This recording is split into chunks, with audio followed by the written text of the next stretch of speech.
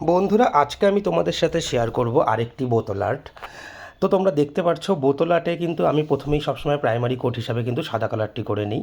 তারপর আমি আমার ইচ্ছে মতো একটি কালার করে নিচ্ছি, যেখানে আমি ব্যবহার করেছি প্রুশান ব্লু, হোয়াইট এবং হালকা গ্রিন। সেগুলিকে স্পঞ্জের সাহায্যে কিন্তু আমি তারপর ভালো মতো ব্লেন্ড করে নিচ্ছি।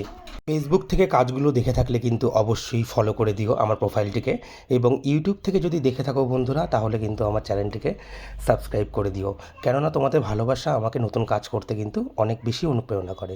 যাই হোক, আমি তোমাদের সাথে প্রায় নিয়তই শেয়ার করি আঁকাআঁকির ভিডিও বা কিছু ক্রাফটের কাজ। এই কাজটি তোমাদের কেমন লাগলো অতি অবশ্যই আমাকে জানিও। দেখো, তোমাদের সাথে কথা বলতে বলতে আমার প্রায় কাজটিও শেষ হয়ে গেল। পাখি এবং গাছের কালারটি আমি আস্তে আস্তে করে নিচ্ছি। আমি এখানে পাখিটিকে কিন্তু একটু রেড, অরেঞ্জ এবং ইয়েলোর বেস রেখেছি, এবং গাছের কালার যেমন হয় মোটামুটি তেমন। কাজটি কেমন লাগলো বন্ধুরা জানিও। টাটা, দেখা হবে আরেকটি কাজ নিয়ে।